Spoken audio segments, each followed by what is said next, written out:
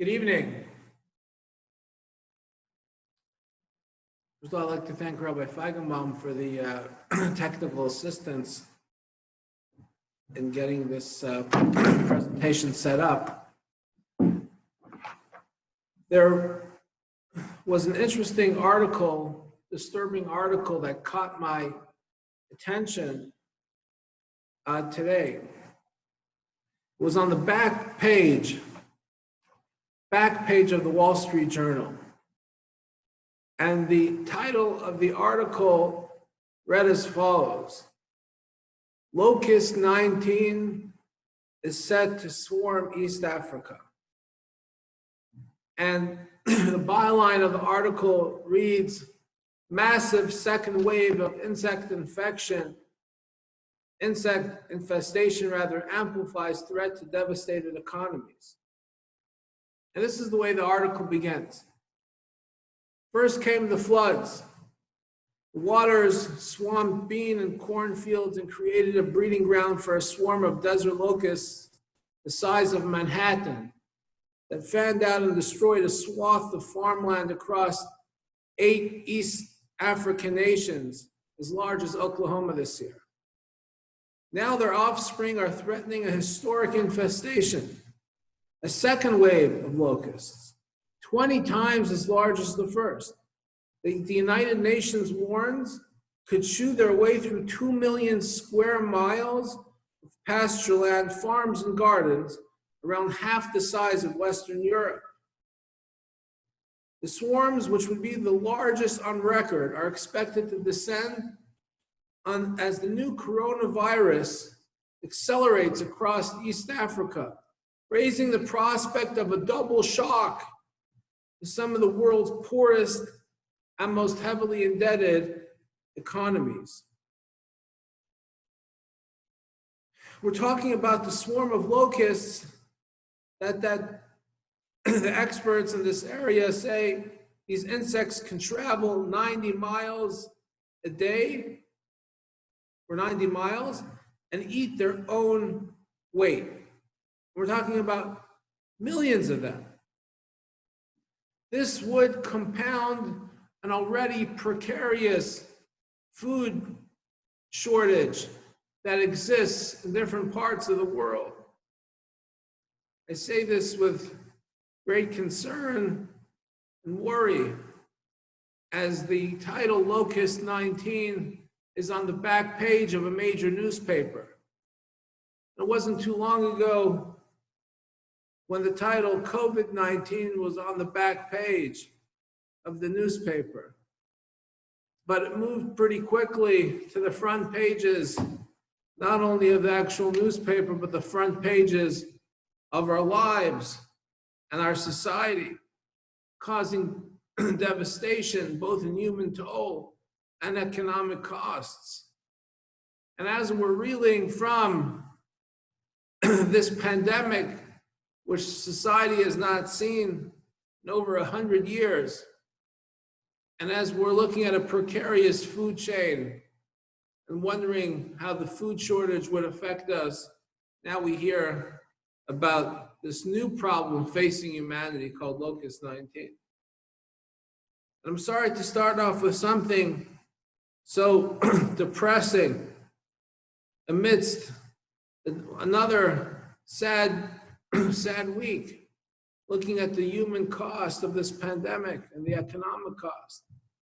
But the reason I raise this is because as the society is now focused on getting back to normal, getting back to the new normal, something gives me pause. And the question that gives me pause is, have we learned any meaningful lessons in this crisis?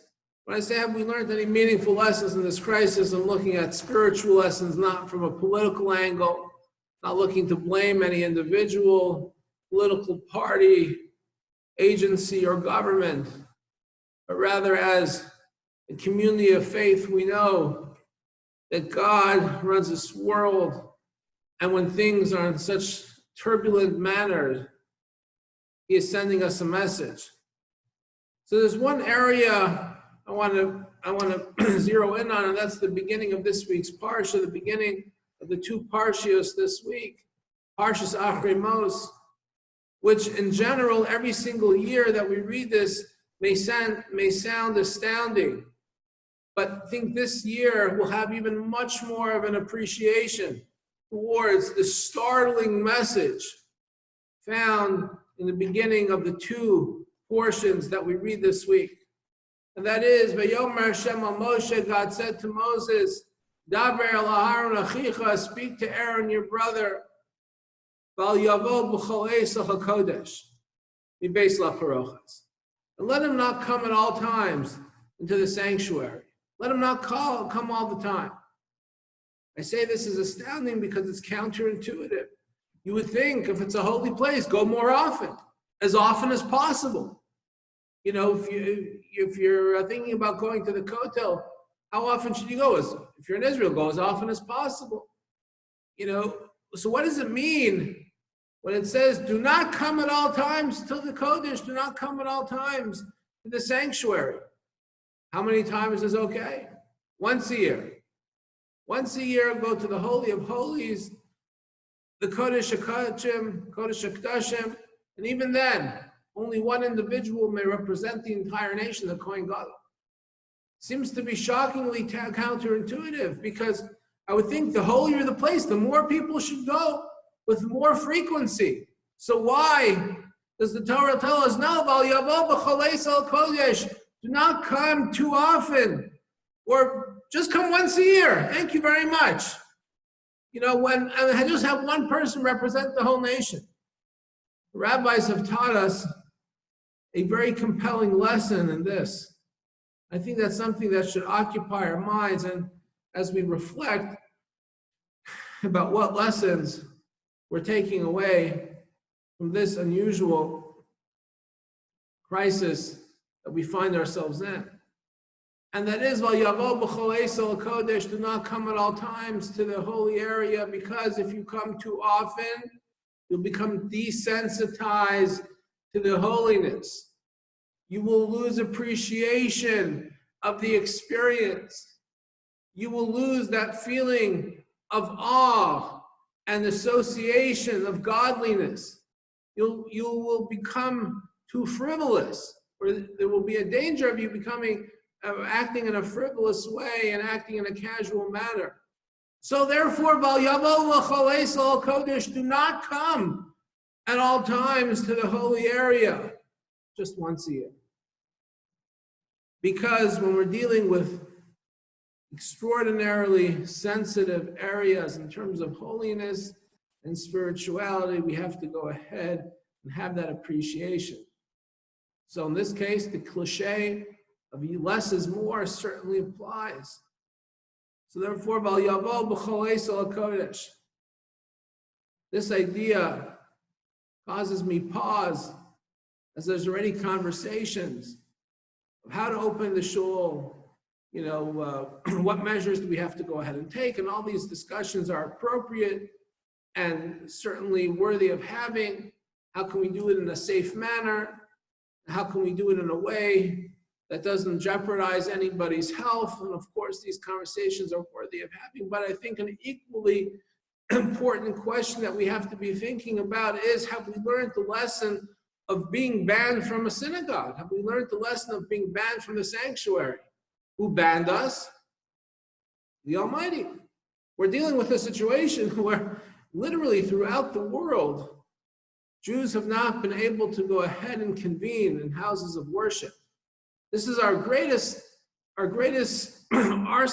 weapon in our spiritual arsenal, coming together in terms of prayer, coming together to connect with community and connect to God. But yet, we're not allowed to go ahead and do so. And I think one of the questions that should be prominent in our minds is, now that we have been deprived of this opportunity for several weeks now, have we thought about the lesson of Al Yavo B'Chalei Sal Kodesh? We thought about the lesson, have we become too casual in our interactions within the sanctuary? Have we become too casual or perhaps even frivolous as we gather for prayer? Are we perhaps losing the seriousness of the way someone should have as they connect with their community and move closer to the Almighty? So as we go ahead and have all these discussions about how society can reopen, what's phase one and what's phase two, and when the barber shops will open, and how the barber shops will open, and how the outdoor seating at restaurants will look, and when the nail salons will be opening, and when everything else will be reopening, and how it's going to be reopening, and how the synagogues are going to be reopening, I think a key question is, on a spiritual level, are we learning anything meaningful out of this? I say specifically, the lesson of Al Yavo B'Chalei Sal Kodesh. Do not come at all times to the sanctuary. Because guess what, folks? Al Yavo B'Chalei Sal Kodesh, do not come at all times to the sanctuary, has been proclaimed from heaven in a brutal way right in front of our face. Do not come. I don't want your prayers for right now. I don't want your public prayers. I don't want the communal prayers. That's a painful thing. That's a painful thing. But it should cause us at least to reflect and have some introspection about whether or not we are paying enough attention and having enough respect for the experiences that we say we so cherish and value. So it shouldn't just be a quest to go ahead and how we open and with how many people and how much distance and all that is important. But I'm saying concurrently with all that, there should be a thought of when we get back together. It's only a question of when. God willing, it will be sooner rather than later. But when we get back together, it will be with the full appreciation of what it means to gather in a Beis HaKnesses, in a house of worship, as we connect to HaKadosh Baruch Hu with one another.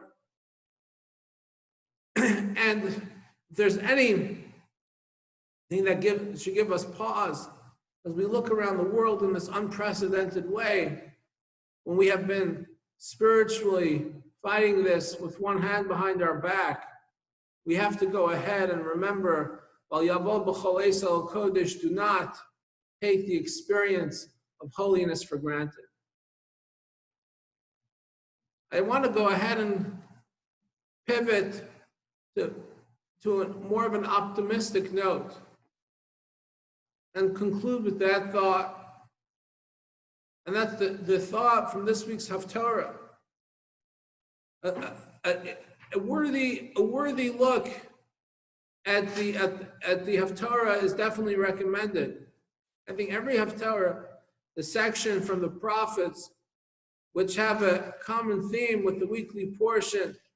But this week, there's an interesting phrase that takes place in this week's Haftarah. The Haftarah this week is from the book of Amos. And in there's a prophecy. The prophecy is as follows. Hine yamim bayim, days are coming. Noam Hashem, the words of God. And what days are coming? We're talking about the end of days. B'nigash choresh b'kotzer. And the plower will meet the reaper. V'dorech hanavim b'moshe chazara. And he who treads upon the grapes will meet the one who brings the seeds. Days are coming. The end of days, the optimistic days ahead. It seems to be a rather strange way to go ahead and say, Mashiach is on his way, or that Hashem will finally show us miracles, that the plower meets the reaper. How do we go ahead and understand this? So as a community of faith, we have been challenged greatly in the last several weeks with trying to reconcile how a good and benevolent God, how Kadosh Baruch Hu allows such pain and tragedy to flourish. We turn on the news, and every single day we see more people passing away, more people passing away. We're almost becoming desensitized to the numbers. We see so much pain, so much tragedy. And sometimes we wonder, Ribbon Shalom, Almighty God, where in the world are you? We exist in this intense phase of Hester Panim, of God's concealed face. But wouldn't it be nice to know what's going on? Wouldn't it be nice to understand why this is happening? Wouldn't it be nice to go ahead and have an appreciation of Hashgacha Pratis right now? Because we're so clueless, we're so in the dark. Rabbi Chanan Wasserman of blessed memory, prime disciple of the Chavetz Chaim, who himself was killed during the Holocaust, had the following parable to not only address this, but address the verse of the Haftarah, days are coming that the plower will meet the reaper. And he said as follows. He says there was a farmer that had this farmland, and he started plowing the land, and the neighbor came over and he said, you have this beautiful farmland. What are you doing plowing? What are you doing plowing this piece of property? You're destroying the property. You're turning it over, the soil. Why are you doing this? So the farmer tells the neighbor, patience, my friend. And after he plows it, he plants the seeds, wheat kernels, and over time he waters it. There's rain, he waters it, and things. The seeds take root in the ground, and then they start growing into these stalks. Not only stalks, but these beautiful golden stalks of wheat. A few weeks go by after the stalks were growing so beautifully, and the neighbor says, aha, now I understand why you went ahead and worked so hard to plow, to get these beautiful stalks of wheat. And then the farmer goes ahead and starts harvesting, cutting off all this stalks of wheat from the end. He goes, Ayveh, I can't believe what you're doing. You work so hard to plant these seeds, so they should go ahead and take root in the ground. And now you're going ahead and ripping it out. And then the farmer told the neighbor, patience, my friend. He goes ahead and takes the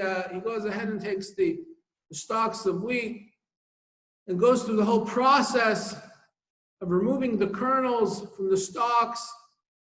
And eventually goes ahead and grinds the kernels and turns it into flour, this beautiful, soft, white flour. The neighbor comes over and goes, aha, now I understand everything. Now I understand this whole process. You were doing all this, plowing so hard, planting so hard, threshing so hard, winnowing so hard, doing all this to get this white powder. Amazing. And then he sees the farmer go ahead and take the flour, mix it with some water, mix it with some salt, some yeast, and put it into the oven. He goes, what are you doing? You're going to go ahead and burn all this. His patience, my friend, come back in an hour.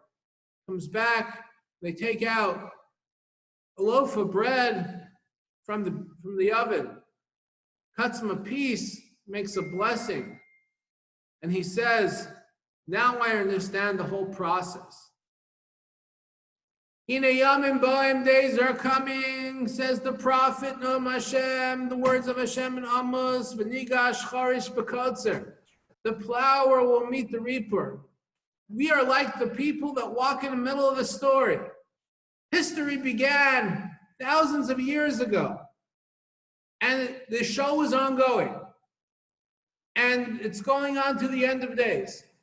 But we come in the middle, and we leave in the middle. We don't have an appreciation for the whole historic landscape. Hine yamim boim, days are coming, v'nigash chorish b'kotzer, the plower will meet the reaper, and we'll be able to connect all the dots to understand why all this has occurred throughout history. All the good times and all the bad times, all the pain and all the tragedies will become clear. We'll be able to say, aha, that's why all of this occurred. But until then, we're still in the thick phase of Hester Panim, of God's concealed face. So we read this Haftarah this week by saying, Hina Yomim Boim, days are coming, V'nigash Chorish B'Kotzer. The plower will meet the reaper. Another way of saying we'll be able to appreciate why all this is occurring on connected dots of history. So my friends, our hope and prayer is, Yom Ba'am days are coming, it should come very soon. The plower should meet the reaper. We're able to have a full appreciation of God's hand in our lives. It will no longer be a phase of Hester Panim, of God's concealed face. Rather, we'll be able to appreciate His presence in our life in a very powerful, meaningful way. Have a wonderful, peaceful, and healthy Shabbos to you all.